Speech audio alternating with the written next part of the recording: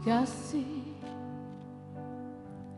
tak sekedar kata-kata semata,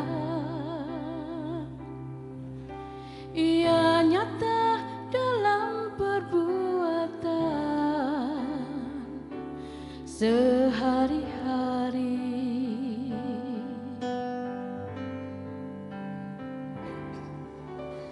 Kasih lebih dari segala ilmu dan harta,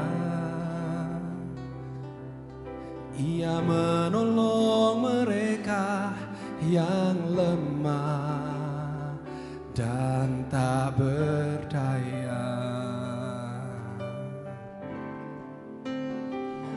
Walau seluruh dunia engkau miliki, tanpa kasih tiadalah berarti.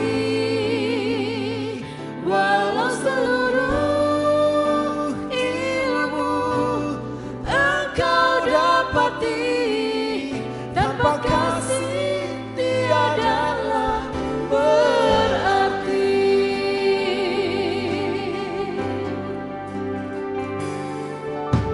Kasih bagaikan pelita di malam hari,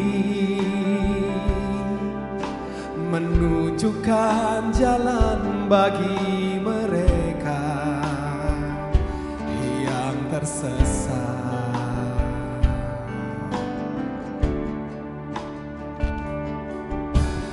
Kasih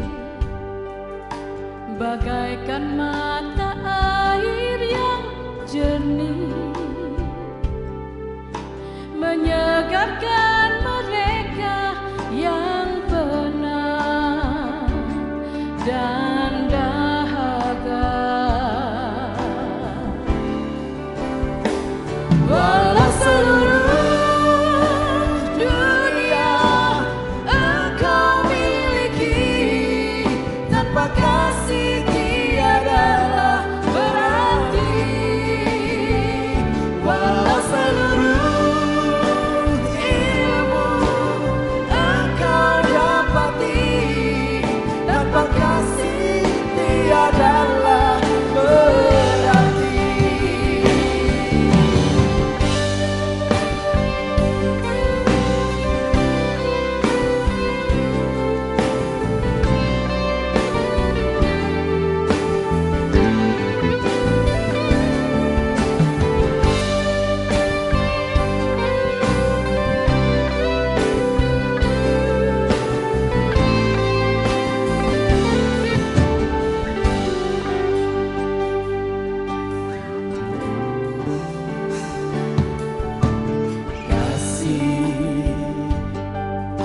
Bagaikan mata air yang jernih,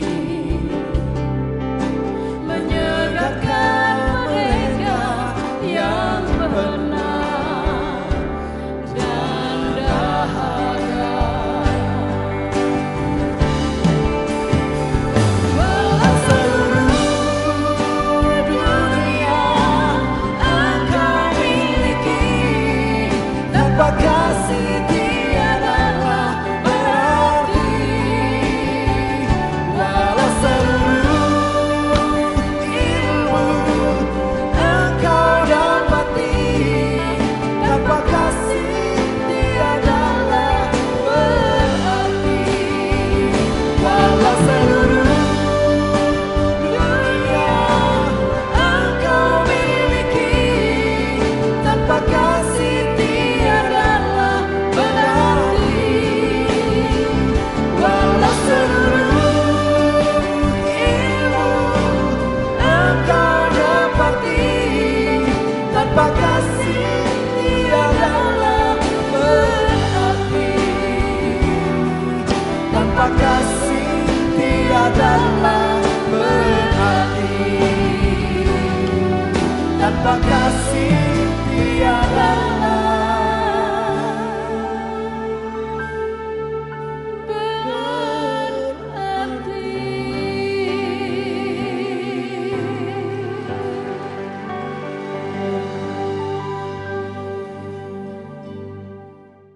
Selamat pagi Bapak Ibu Saudara yang dikasihi Tuhan. Kita sekarang sudah ada di pertengahan tahun, di bulan Juni.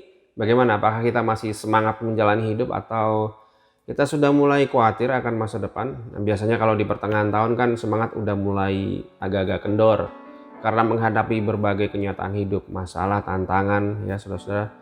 Itu bisa membuat kita mulai khawatir akan masa depan. Nah, kalau kita khawatir, ragu atau takut akan masa depan, apakah itu artinya kita tidak punya iman? Atau apakah itu sebuah dosa, saudara-saudara? Mari kita bahas. Nah, manusia memang cenderung takut atau khawatir pada sesuatu yang belum jelas atau tidak jelas, saudara-saudara. Keadaan yang tidak jelas itu akan membuat kita berasumsi. Biasanya asumsi itu selalu negatif, saudara. Dan asumsi negatif itu akan membuat kita khawatir, takut, atau ragu akan masa depan. Itu bisa membuat kita tidak percaya bahwa Allah selalu menyertai kita, selalu menolong, memberkati kita. Nah, saya rasa khawatir itu wajar ya, takut itu wajar. Sebagai manusia kita merasakan hal itu dan itu bukan dosa, saudara. Yang nggak wajar itu kalau seluruh kehidupan kita dikuasai oleh ketakutan, oleh kekhawatiran. Karena kekhawatiran dan ketakutan itu kalau terlalu menguasai kehidupan kita akan mendorong kita berbuat dosa. Nah, kita tahu banyak kasus-kasus kriminal yang motivasinya karena orang ini takut akan masa depan, takut kekurangan dan lainnya, akhirnya berbuat jahat, mencari jalan pintas ya saudara-saudara. Yang masa depan itu kan belum jelas, ya karena memang belum terjadi. Nah, padahal kita manusia cenderung takut pada hal-hal yang belum jelas. Nah, bagaimana supaya kita tidak takut lagi, saudara? Ya diperjelas aja, saudara-saudara. Kita perjelas masa depan kita, caranya yang pertama dengan firman Allah. Kenapa mulai dari firman Allah? Karena Yohanes 1 ayat 1 mengatakan firman itu adalah Allah. Allah yang menciptakan kita. Allah tahu masa depan kita. Allah punya rencana untuk kehidupan kita, saudara-saudara. Nah, makanya kita harus mulai dari pembacaan firman Allah. Dari pembacaan firman Allah kita tahu ada banyak janji Allah bagi kita. Yang salah satunya adalah Tuhan punya rancangan damai sejahtera buat kita. Dia memberikan hari depan yang penuh harapan bagi kita. Itu dicatat di Yeremia 29 ayat 11. Dan di Filipi 4 ayat 19 juga dikatakan, Allahku akan memenuhi segala keperluanmu menurut kekayaan dan kemuliaannya. Wah, luar biasa sekali saudara-saudara. Dan masih banyak janji-janji Allah yang lain untuk kita. Nah, dari pembacaan firman Allah kita juga tahu bahwa Allah menyediakan apa yang kita perlukan. Nah, Allah memberikan kita talenta supaya kita bisa berkarya. Nah, di Ulangan 8 ayat 18 juga dikatakan Allah memberikan kita kekuatan untuk memperoleh kekayaan. Maksudnya Allah memberikan kita kemampuan untuk berkarya, saudara-saudara. Ya memang tidak harus kaya. Allah tidak pernah menyuruh kita menjadi orang kaya, tidak mengharuskan kita menjadi kaya, tapi Allah senantiasa mencukupi apa yang kita perlukan dan Dia memberikan kita kemampuan untuk kita berkarya, untuk kita bekerja, untuk kita melayani, saudara-saudara. Nah, dari Alkitab kita juga tahu bahwa di dalam kita ini ada Allah Roh Kudus. Ya, Dia yang memimpin kita untuk hidup dalam kekudusan, dalam rencana Allah. Dia menolong kita, Dia mengajar kita akan segala sesuatu. Luar biasa sekali ada Allah Roh Kudus dalam diri kita ya saudara-saudara. Dan Roma 10 ayat 17 juga mengatakan bahwa iman timbul dari pendengaran akan firman Kristus. Nah, iman itu adalah dasar dari segala sesuatu yang kita harapkan dan bukti dari segala sesuatu yang tidak kita lihat. Catat dalam Ibrani 11 ayat 1.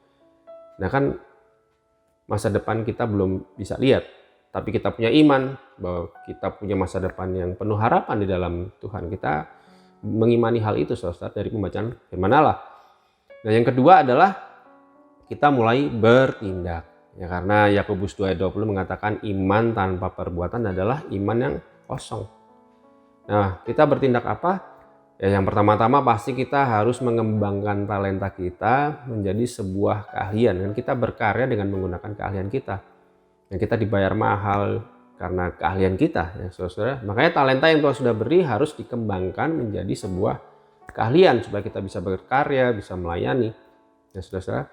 Dan kita harus bekerja dengan baik tentunya. Di Pengkhotbah 9 ayat 10 di sana Salomo mengatakan segala sesuatu yang dijumpai tanganmu untuk dikerjakan, kerjakanlah dengan sekuat tenaga. Jadi kita harus rajin, kita harus giat bekerja 100%. Semangat saudara-saudara. Di 2 Tesalonika 3 ayat 10 sana Paulus mengatakan jika seorang tidak mau bekerja janganlah ia makan. Ya maksudnya kalau mau diberkati ya bekerja, karena itu adalah sarana Tuhan memberkati kita. Kan duit nggak jatuh dari langit saudara-saudara ya, makanya kita harus bekerja, dari situ Allah memberkati kita. Kalau nggak mau kerja ya jangan berharap kita diberkati. Kalau kita sudah diberkati ya jangan kerja asal-asalan, itu namanya kita tidak tahu bersyukur saudara-saudara. Nah kita dihargai karena kualitas pekerjaan kita, bukan karena kita sekedar menyelesaikan pekerjaan, tidak saudara-saudara. Di Lukas 17 ayat 9 sampai 10 saya bacakan di terjemahan bahasa Indonesia masa kini. Sana katakan pelayan itu tidak perlu dipuji karena sudah mematuhi perintah tuannya, bukan? Begitu juga dengan kalian, kalau kalian sudah melakukan semua yang diperintahkan kepadamu, katakanlah kami hanya pelayan biasa, kami hanya melakukan kewajiban kami. Maksudnya ya kita tidak perlu minta dihargai hanya karena kita sudah menyelesaikan sebuah pekerjaan. Tidak saudara-saudara, kita dihargai, kita dibayar mahal itu karena kita punya kualitas pekerjaan yang baik saudara-saudara. Nah mari kita tingkatkan kualitas pekerjaan kita, kualitas pelayanan kita kepada customer, kepada semua orang, dengan mengerjakan pekerjaan kita dengan segenap hati seperti untuk Tuhan. Nah itu dicatat di Kolose 3 ayat 23. Jadi saudara, daripada kita terus-terusan takut, khawatir tentang masa depan yang belum jelas itu, ya mari kita perjelas masa depan kita supaya kita tidak takut lagi. Kita perjelas masa depan kita dalam pimpinan Roh Kudus agar seluruh rencana Allah bagi hidup kita yang luar biasa itu bisa tergenapi. Ya, kiranya renungan kita pada pagi hari ini boleh memberkati kita semua, membuat kita semangat menjalani hidup, semangat bekerja, sehingga kita bisa menjadi berkat dimanapun kita berada, dimanapun kita bekerja, berkarya, melayani, kita jadi berkat, memuliakan nama Tuhan. Mari kita berdoa saudara.